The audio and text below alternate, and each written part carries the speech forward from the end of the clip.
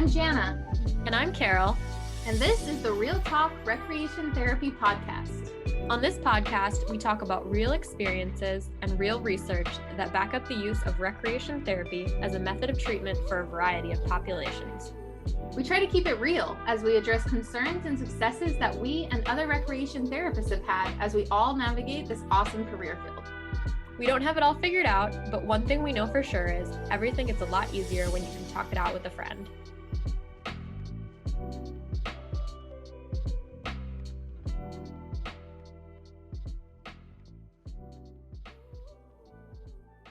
All right. Hello, everybody. Welcome back to the Real Talk Recreation Therapy Podcast. We are very excited to be doing season 3 with you all. I'm not sure if this is the first episode or not, but if it is, welcome back. Another thing we're excited about is that we finally have listeners that have written in to us to share their questions with us. So this particular listener is not actually a recreation therapist. She's actually considering switching into the field of recreation therapy, which led Jana and I to realize that some of our listeners may not know what it's like to work as a rec therapist or kind of understand the day-to-day. So the question that our listener, her name's Martha, so shout out to Martha. She said, I'm curious to learn more about the types of jobs recreation therapists hold and what they pay, what the work schedules are like. She said she's enjoyed our podcast and she's considering a career change in her 30s to something she thinks she'd be more passionate about. So we hope we can answer your question and give y'all a good idea of what it's actually like to work in this field.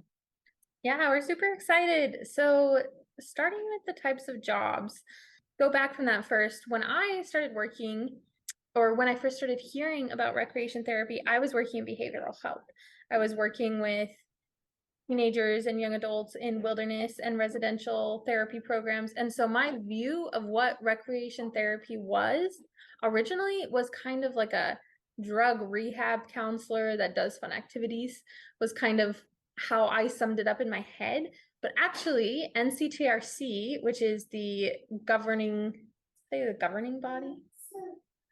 They're the people that certify recreation therapists that say you're legit, you're a rec therapist, you've checked all the boxes you need to be. Here you go, CTRS. Yeah. So NCTRC, who are the body that credentials CTRSs, which are recreation therapists that are certified, their website identifies specialization area designations.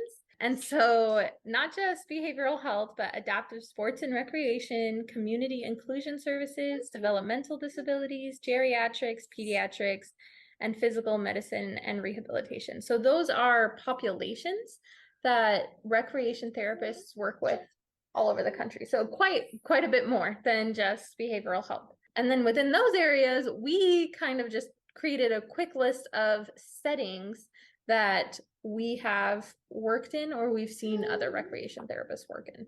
And we'd like to say that this list is probably not exhaustive. I think it does do a good job of covering pretty much all the common areas that recreation therapists can work in. However, I'm sure that there are other settings that we won't mention today. So if you're looking to be a recreation therapist working with adaptive hot air balloon riding, I don't know, maybe that exists. But these are the main settings. So the first setting that we're going to talk about is long-term care / nursing home / assisted living facilities. And this tends to be one of the biggest types of setting that rec therapists are hired in, simply because there are just a lot of old folks. The baby boomer population is getting older. And so there are a lot of nursing homes, a lot of people living in long-term care that need people to provide recreation therapy services to them. So this is a very common setting in which you'll see recreation therapists working. Along with that, there's also hospice and memory care, and sometimes those two are included in long-term care facilities or nursing homes. A lot of them tend to have step-down models. So like, for example, as you're aging, you might move into an assisted living facility, and then you transition to the nursing home side, which is a little bit more care. Maybe you have dementia, then you move into a memory care unit. And then lastly, when you're at end of life, you may go on hospice. And recreation therapists do work in all of these settings. I myself have worked in a nursing home that offered primarily memory care and also had a lot of hospice patients. So within that setting, you're doing a lot of activities that kind of help promote a better quality of life for the residents that you're with. You might be helping people receive comfort if they're nearing end of life, just doing activities that bring them joy in the moment. With memory care, you do a lot of reminiscence and just activities to help calm people down and help them relax and relieve some of the stress that comes with dementia. That's a common setting or multiple forms of settings that rec therapists might work in. So where I started, which is like a residential or behavioral treatment. Residential treatment means that they live there. I usually, when I think about this, I think of youth, teenagers for residential treatment, but that's not I guess inpatient could be another way to describe that. But yeah, residential treatment where they're at a facility. We had a ranch. They're at a ranch. They live there and they receive therapeutic services. Their main activity during the day is all therapy based. And then drug and alcohol rehab programs. It could be inpatient or outpatient. I worked with people in outpatient drug and alcohol rehab programs. They would come to a challenge course that I worked at, and we would have goals that we were working on with them and their rec therapist to kind of get them to identify thinking errors or things like that. Hospitals is very common, working in psychiatric in hospitals, state hospitals, rehab hospitals, so like physical rehab. You recently had an injury, and just like occupational therapy, and physical therapy, if they're CARF certified, then they're going to also require recreation therapy services. Community parks and recreation, I think we've talked about that several times on the podcast. So working in community, maybe city or county parks and recreation, they'll often have someone designated, hopefully multiple someone designated to work with adaptive sports or adaptive or inclusion community services. Private organizations, adaptive sports organizations like Access Surf that we interviewed, and pick a sport, put adaptive in front of it. There's probably an organization that does that. Like Adaptive Adventures that does adaptive cycling all over the country. There's Challenge Athlete Foundation, which puts on different adaptive sports programs for people. Yeah, lots of examples. We'll probably include this list in our show notes so you can get an idea. We'll link some organizations as well that kind of fit underneath the categories, just so you can get an idea of what they look like. Yeah, that'd be great. And corrections. So working in the prison system, I've known a couple of recreation therapists that have done that or did that for their internship. And it's a really unique setting in that you have to be quite creative figuring out what kind of tools you can use, because there's usually very strict. This is also true for hospitals and other settings as well, but maybe you can't use scissors, and so you have to figure out how to work on a craft or work on these goals with limited supplies or different supplies or that kind of thing. So in every area, you're going to get creative with how you help your clients reach their goals. But I've known people that have really enjoyed the challenge working in corrections or a lockdown facility that is like tighter security for patients, clients, etc.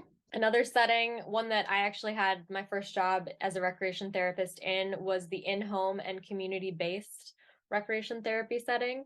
So in this case, I worked one-on-one with clients in their homes and in their communities to provide them recreation therapy.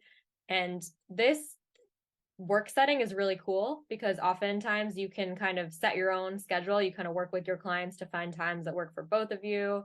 You have a different day every day because you're not always working in the same facility. You're often going out into the community, going to different places each session. You really get to work closely with families. I mean, sometimes you may work really closely with the family as well, just because you're going into their home to provide the services. And this setting is becoming more common and more, I would just say it's becoming more common, especially in the states of Texas and Indiana, where there are Medicaid waivers that allow for rec therapists to bill Medicaid for the rec therapy service.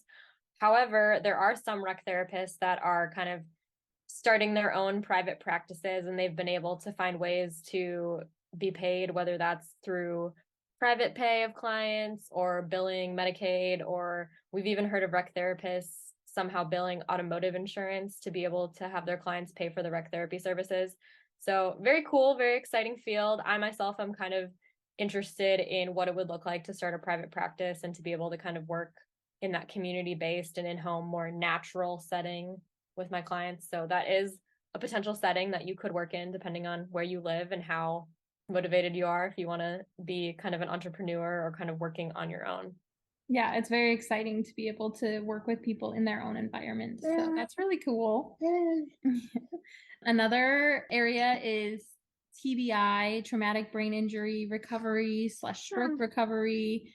This could be spinal cord injuries.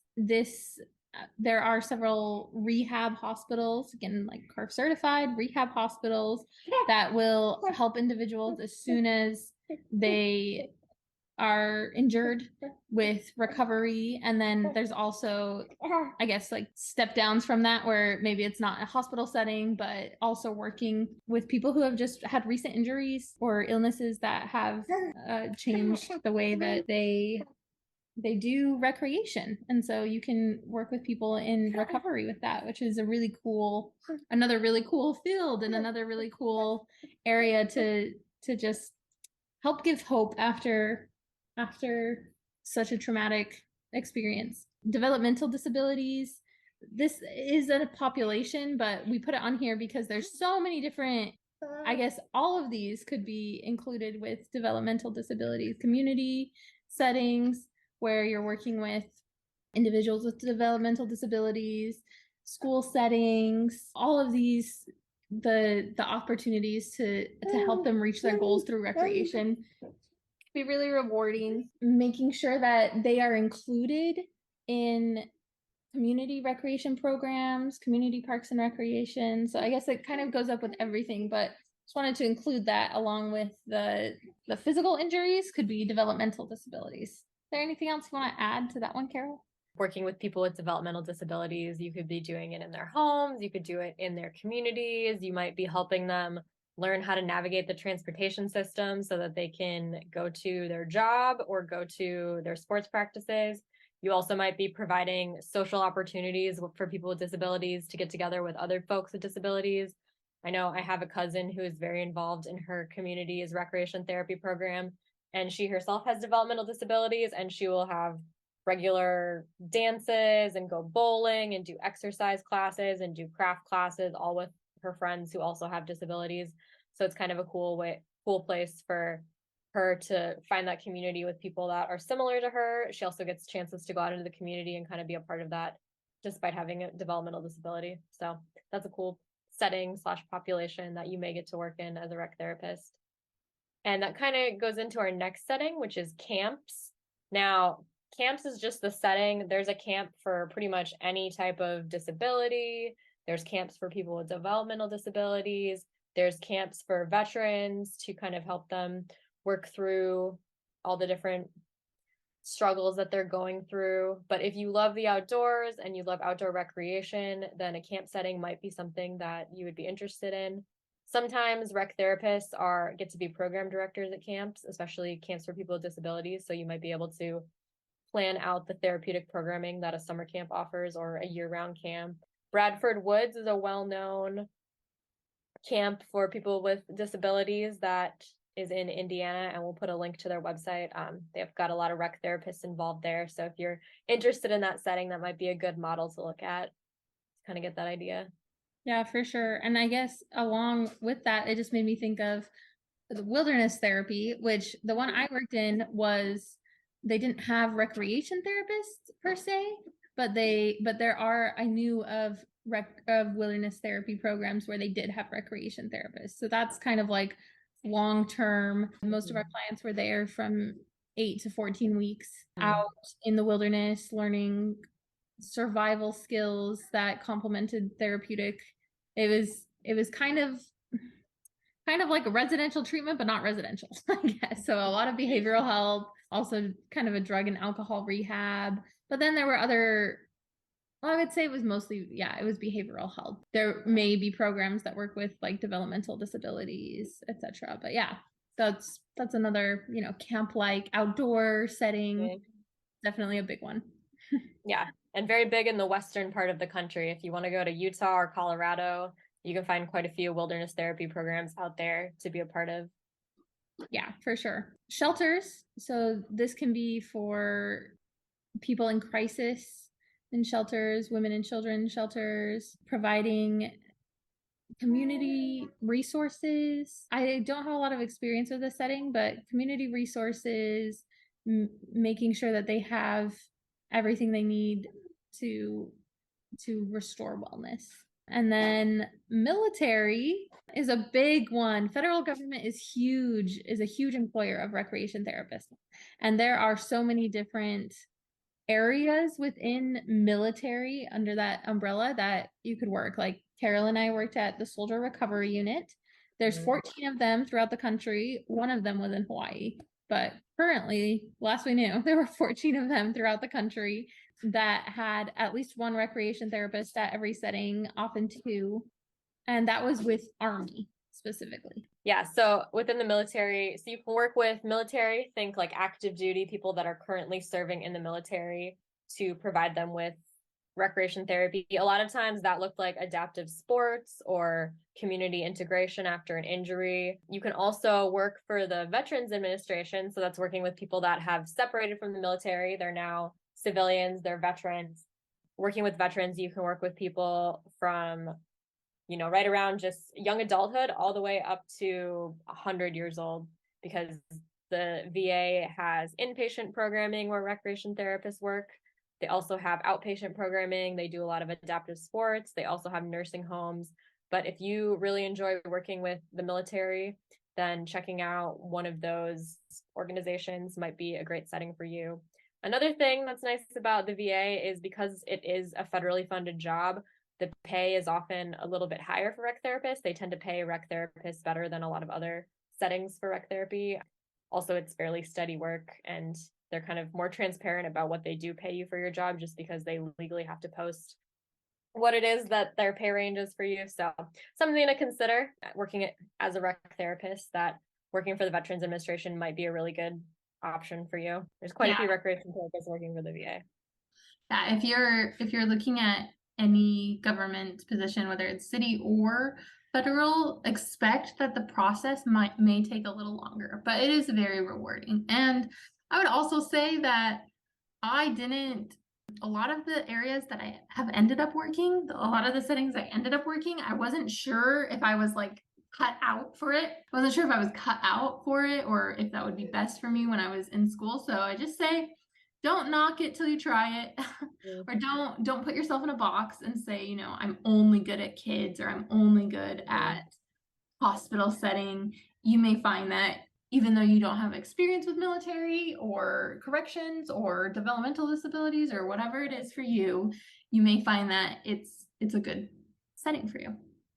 Yeah, absolutely. I know when I was in school learning about recreation therapy, I was like, I never want to work in a nursing home. I don't want to work with the elderly. This is not the population. Like, I always said I wanted to work with kids. And then the second job that I had as a rec therapist, I ended up working at a nursing home, worked with people all the way up to 106 years old. And it was a lot. I mean, I really enjoyed working with that population. Like Jana said, don't knock it till you try it. And you'll, regardless of what population or what setting you end up working for, especially if it's your first job, you will learn a lot and you will still get a lot out of it. And a lot of those things that you learn from working in one setting can be transferred to another setting. So any opportunity to learn and grow as a recreation therapist, I think, can be useful, and you can get a lot out of it, even if your first job as a recreation therapist isn't exactly with your dream setting or your dream population. Just know that you can always move. There'll probably be more opportunities in your future. Yeah, for sure. Yeah, so there's tons of populations, there's tons of settings to work in.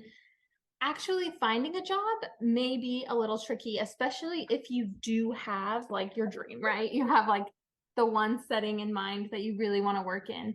If you're really connected to that, maybe you do have to move to find the job that you're working in. Like Carol said, wilderness therapy is one of those that is super common in the West.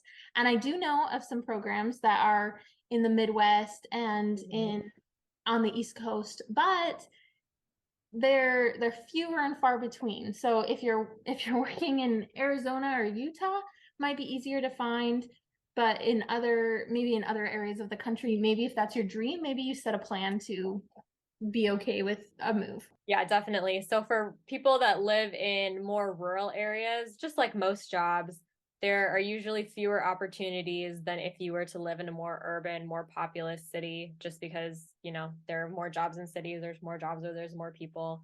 And again, the type of job that you want may be more common in different parts of the country, just like Texas has a ton of opportunities if you want to do in-home community-based rec therapy, versus if you're going to be a rec therapist in Minnesota, then you might have to kind of go more into your own private practice and kind of become an entrepreneur if you want to do your own private practice, which is a totally cool option. But just realize that if you're not willing to move to have your dream job, then you may want to consider starting your own business. And we are actually doing an interview with a guy who likes to help rec therapists become entrepreneurs. So check out that episode that we'll be releasing in a few weeks. And then if you are not willing to move and you can't find a job with the title of recreation therapist, you may also consider expanding your job search to consider an alternative title other than recreation therapist.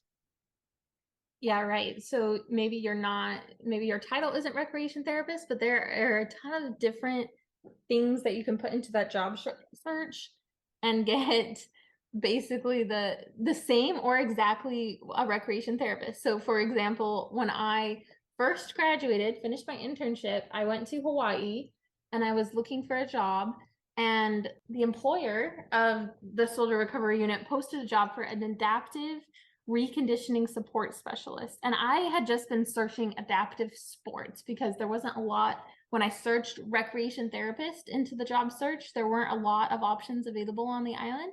But I just started typing in adaptive sports and this job kept coming up. And when I looked at it initially, I did not think that it was something I was looking for. It wasn't, to me, it wasn't clear that I was actually doing adaptive sports. I was like, I don't know what this place is.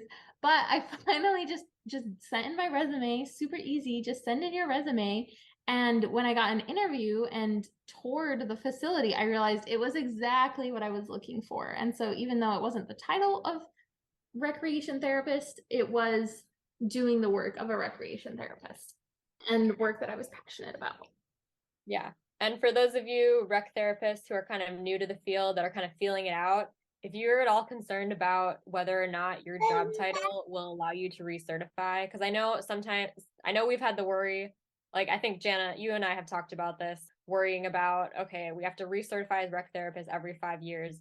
What if my job title isn't a rec therapist? What if I'm an activities director? Am I still going to be able to recertify at that 5-year mark to continue to be a CTRS? And the answer to that is probably yes, because as long as the job tasks that you have match the job tasks of a recreation therapist, and we'll put a link to the NCTRC job analysis that kind of outlines what those tasks are, then you'll be fine.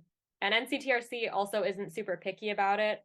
So as long as the majority of the things you're doing is what a rec therapist would do, then you're totally fine.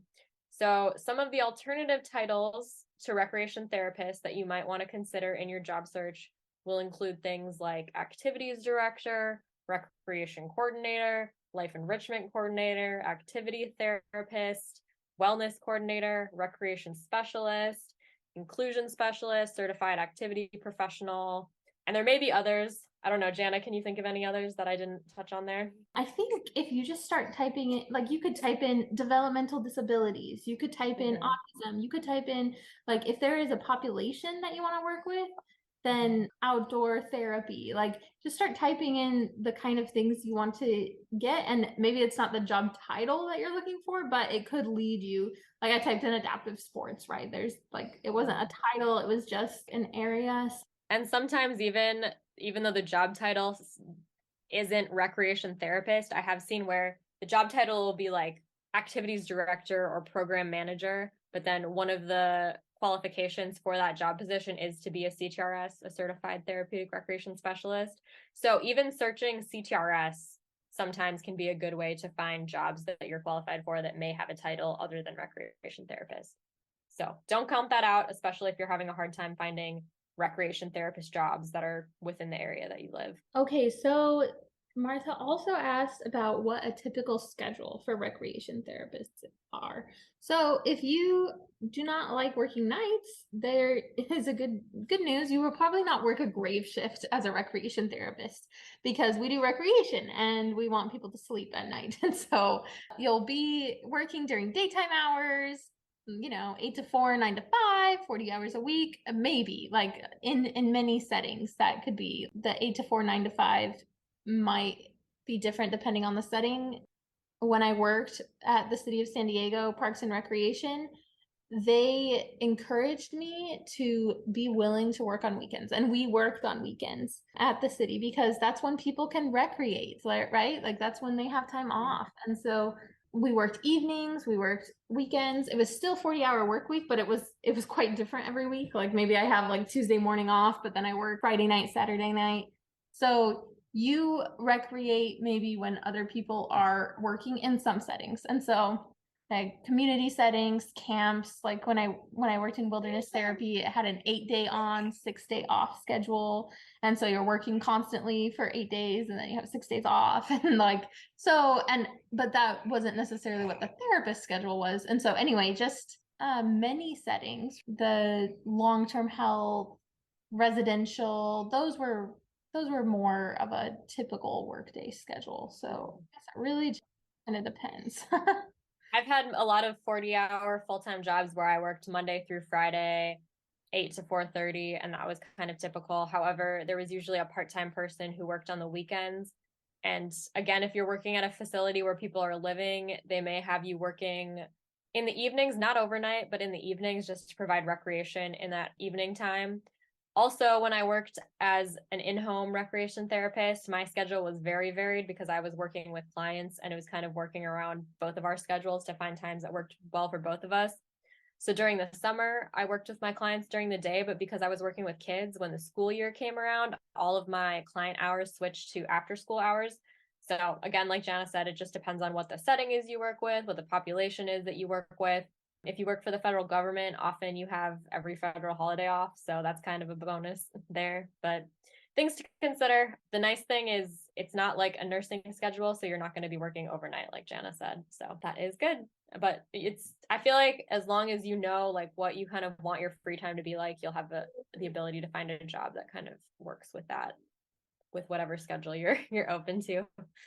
Yes. Okay, and last you asked about pay for recreation therapists. So we just went to the Bureau of Labor Statistics to get this information for you guys.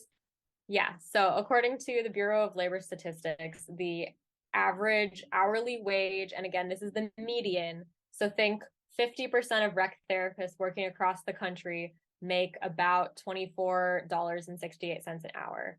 Now, that being said, I know quite a few recreation therapists who have been making less than that for an hourly wage, and I do know a few recreation therapists that have made more than that for an hourly wage. For example, my second job as a recreation therapist working at a privately owned nursing home, I made $20 an hour. However, when I went to work for the Soldier Recovery Unit, which was a government contractor position, at the point that I had left that job, I was getting paid $30 an hour. So it really depends, varies by setting. It also varies by part of the country. We are going to go ahead and link this website to the Bureau of Labor Statistics. They have just some really interesting tables that kind of tell you how many rec therapists work in each population and what the average hourly wage is for all of those populations. There's also some really cool maps, like for example, a map that tells you which state has the most rec therapists employed, even shows you kind of which regions within the country, often centered around urban areas that have the highest hiring rate, employment rate of recreation therapists. For whatever reason, on the map that says employment of recreation therapists by area, the entire state of Kansas is bolded green. So if anyone knows that Kansas just has an 100% capacity of recreation therapists, or if there's a lot of recreation therapists in Kansas, we would love to know more about that because that's really interesting. But the maps are kind of cool. It kind of shows you like where are the areas in the country that you could probably look and find a lot more rec therapy jobs than others. I will say that when I was in school, my teacher said that you could use the Bureau of Labor Statistics as a negotiating tool for when you were going through the process of getting a job, that you might be able to kind of negotiate and say, hey, this is the average pay. And unfortunately, I feel like some of my jobs paid me below the average, and I wish that I would have advocated more for that. I know there was one job that I did not apply for, but when I talked to the hiring manager for it, and the reason I didn't apply was because they were offering to pay me $13 an hour as a recreation therapist. And even though I was a new grad and like had just become a CTRS, that just seemed way too low of an hourly wage for someone with a bachelor's degree. So And I the would just, yeah. and a certification. So I would advocate for higher wages and, Yeah, and there's lots of different ways that you can kind of be more aware. Like Carol said, federal, they have to put it out there for you what they're planning to pay you. But asking the recreation therapists in your area how much they're making, so you kind of have a good idea. And yeah, just advocating for yourself, talking about, these are my skills, this is what I know, this is how I can help you. I know when I started at the soldier recovery unit as the assistant position, adaptive reconditioning support specialist, but there was a recreation therapist position. And the first position I had, I did not negotiate or advocate at all. I just said, sure, yeah. It was my first like real, adult job after college, and I didn't know what to say. I thought it was more than I had ever made, but it wasn't, what I could have asked for. The second time round, I asked for higher, and there was a lot of back and forth between like, oh, is this okay? Is this not? And I told them, this is how much experience I have working for you for this population.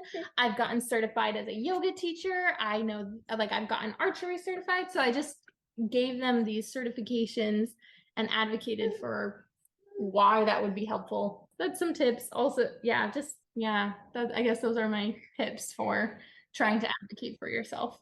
I think too, as well, it's important to note that depending on what part of the country you live in, if you live in an area where there is a higher cost of living, you will probably get a higher wage than if you're living in an area with a low cost of living. So for example, Jana and I working in Hawaii, we were compensated a little bit more as recreation therapists. However, the cost of living in Hawaii is quite a bit more expensive than say Kansas or Oklahoma.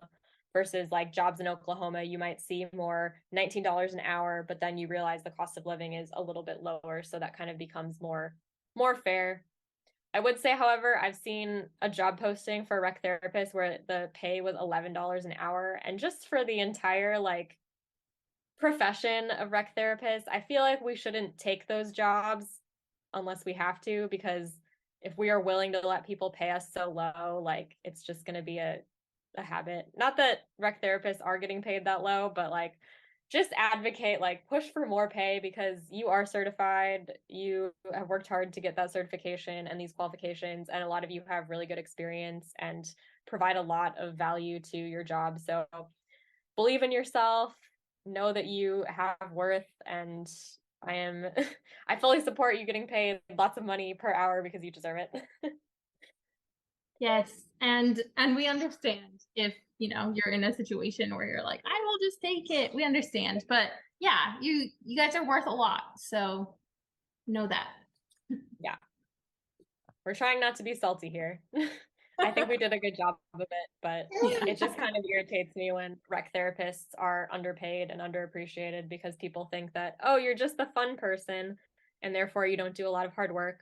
But the reality of it is rec therapists work really hard. I mean, just because we do fun activities with our clients doesn't mean that we're always working with people that want to do those activities. It doesn't mean that we're not working on important, valuable skills like social skills, physical skills. We're not teaching people how to enjoy their lives and build up their self-esteem. Like a lot of the things we're doing are very valuable. I think they just look less valuable because it's all revolving around recreation, and a lot of people recreate for free, but they also don't maybe have the same barriers that some of the people we work with have. So right, and it matters how you market yourself. If you market yourself as the fun guys that do just the fun activities. It's a lot easier to imagine cutting you from the program if you market yourself as someone who is working on therapeutic goals, and you make it clear that you're working on therapeutic goals and you're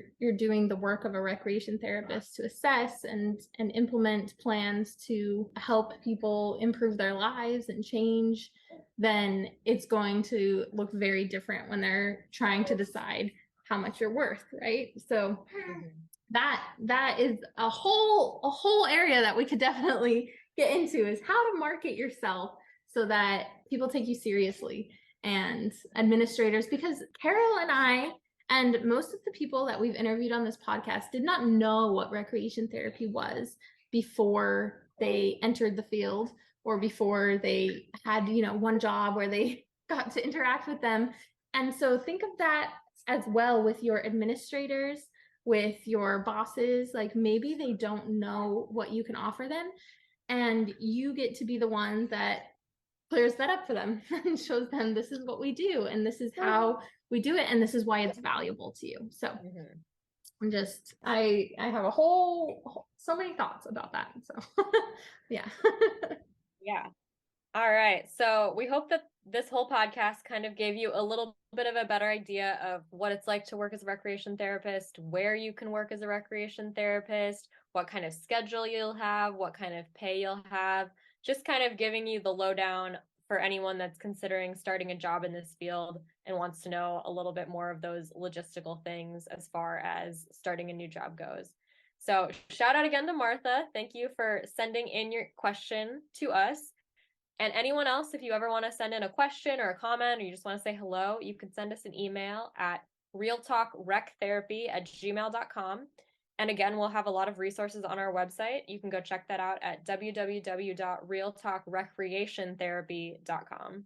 Yeah, and there's a place on our website, a contact form on our website too. So if you just go to the website and go to the contact form, you can put in the question and it'll get to us. That would be great. Right. Love to hear from you. Thank you so much, everybody. Check out our next episode coming to you soon. Bye. All right, everybody. As always, thank you so much for listening to another episode of Real Talk Recreation Therapy. If you're looking for some of the information that we talked about today, you can find it on our show notes at www.realtalkrecreationtherapy.com. And if you enjoyed this episode and some of the other episodes we put out, we would love to have you like, follow, subscribe, rate, and review our podcast on whatever podcast platform you listen to us on. Thank you so much for your support, and we hope you'll join us for the next episode. Bye!